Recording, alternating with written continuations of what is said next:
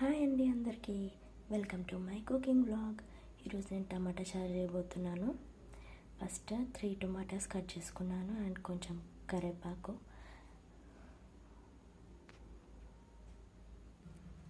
And గిన్నెలో నీళ్ళు తీసుకొని టొమాటోస్ అండ్ కరివేపాకుని ఇందులో వేసేసుకుంటున్నాను. ఇందులో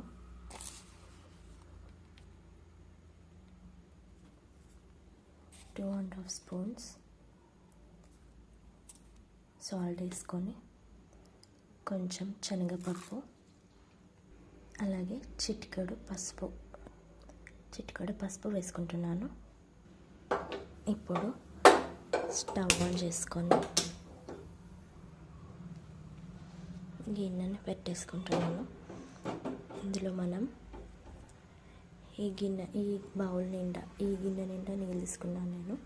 ఇందులో 3 టమాటాలు, కొంచెం కరివేపాకు, కొంచెం పసుపు, కొంచెం శనగపప్పు, 2.5 టేబుల్ స్పూన్స్ సాల్ట్ వేసుకున్నాను. ఇది బాగా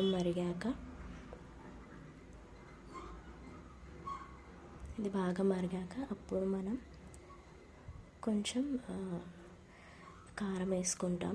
తర్వాత పోపు చేసేసుకోవడమే. చెప్పడం మర్చిపోయా, ఇందులో కొంచెం చింతపండు కూడా వేసుకోవాలి. ఇంతే కొంచెం. ఇదంతా బాగా మరిగాక అప్పుడు కొంచెం కారం వేసుకుంటాం. అదేంటి అమ్మాయి అన్నీ నీళ్ళల్లో వేసి ఇలా మరగపెడుతుంది అనుకోవద్దు. ఇది ఆంధ్ర స్టైల్ అన్నమాట టమాటా చారు. తెలంగాణలో అయితే టమాటాలన్నీ ఫస్ట్ కర్రీలా చేసి దాంట్లో నీళ్ళు పోసి అలా చేస్తాము. మా అమ్మ అయితే అలాగే చేసేది. ఇది మా అత్తమ్మ స్టైల్ అన్నమాట. పెళ్ళయ్యాక నేను నేర్చుకున్నా.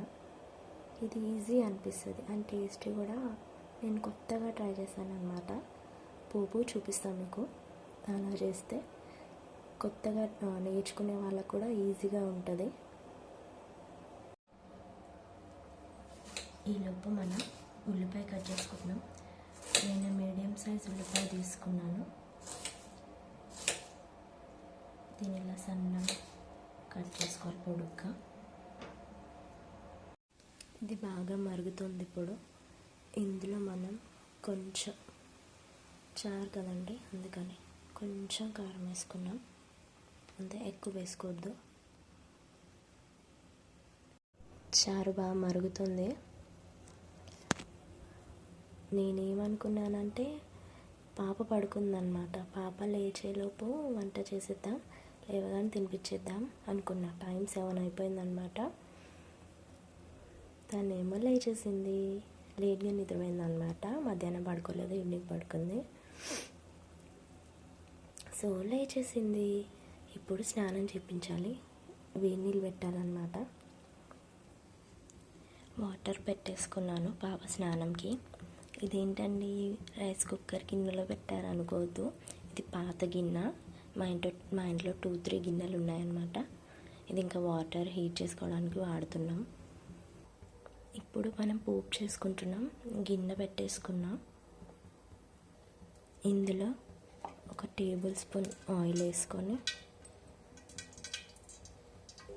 నూనె కాస్త వేడయ్యాక ఆవాలు, కొంచెం జీలకర్ర, కరివేపాకు అండ్ ఇందాక మనం కట్ చేసి పెట్టుకున్న ఆనియన్స్ వేసేసుకుంటాం. నేనైతే ఒక మీడియం సైజ్ తీసుకున్నానండి ఆనియన్. మీ ఇష్టం. ఆనియన్స్ చలవ అంటారు కదా, అందుకే నేను కొంచెం ఎక్కువ వేస్తాను ఇప్పుడు.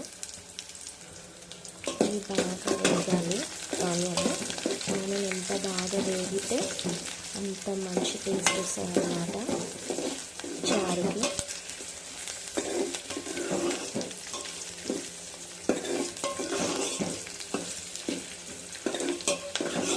మామూలుగా పోపులో ఆనియన్ వేయరు.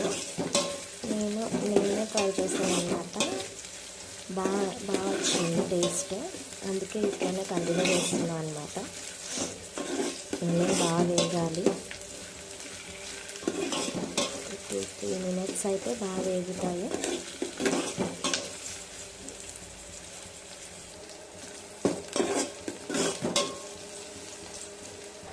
కొంచెం మీడియం ఫ్లేమ్లో పెట్టుకుంటే తొందరగా అయిపోతుంది అన్నమాట. పాపకి స్నానం చేయించాలని తొందరగా చేసేస్తున్నా. నేను వెల్లుల్లి వేయడం మర్చిపోయాను, మీరు మర్చిపోకండి, ముందు వేయండి. నేను ఒక రెడ్ వేసుకున్నా,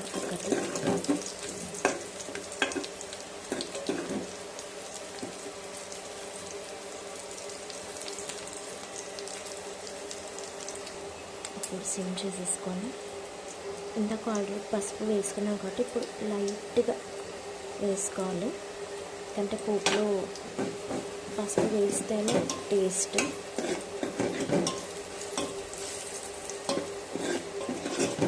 ఇలా బాగా వేగాలి ఆనియన్, అప్పుడే టేస్ట్ వస్తుంది.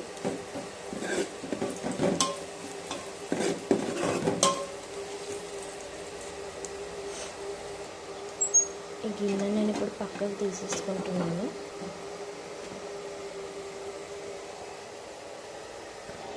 ఇందులోకి మనం ఇందాక చారులో టమాటాలు ఇలా వేసాం కదా, వీటిని ఇందులో వేసుకోవాలి.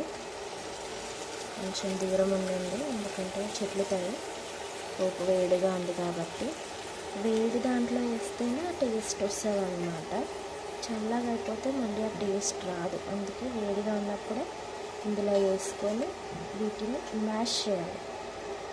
మ్యాష్ చేస్తే అప్పుడు టేస్ట్. నేను టమాటాలు వేసేసాను ఇందులో. ఇప్పుడు దీన్ని మళ్ళీ ఒకసారి కొద్దిసేపు స్టవ్ పైన పెట్టుకోవాలి. ఇదైతే స్టవ్ పైన పెట్టేసుకున్నాను మళ్ళీ సిమ్లో. దీన్ని ఇలా మ్యాష్ చేసుకోవాలి. అలా అయితేనే టేస్ట్ వస్తుంది అన్నమాట. నేను అబ్జర్వ్ చేసిన దాన్ని బట్టి. నేనేమి అంత వంటలో ఎక్స్పర్ట్ నేను కాదు.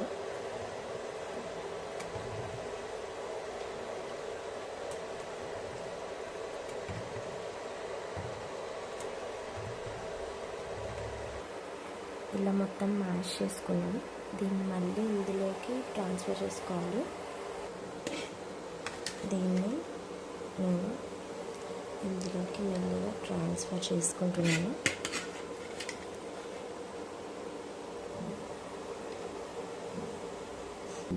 ఈ పోపు అంతా ఇందులోకి ట్రాన్స్ఫర్ చేసుకున్నాం. దీన్ని మళ్ళీ కొద్దిసేపు మరగనించుకోవాలి, అప్పుడే టేస్ట్ వస్తుంది. పోపులో మళ్ళీ పసుపు, కరివేపాకు, ఇది ఎల్లుల్లిపాయ వేసాం కదా, అవన్నీ మళ్ళీ ఆ చారుకు పట్టి మంచి టేస్ట్ వస్తుంది అన్నమాట. కొద్దిసేపు మరిగించుకోవాలి, అంతే. ఎంతో టేస్టీ టమాటా చారు రెడీ. మీకు కనుక ఈ వీడియో నచ్చితే like, share and subscribe to my channel. See you in the next video. Bye bye.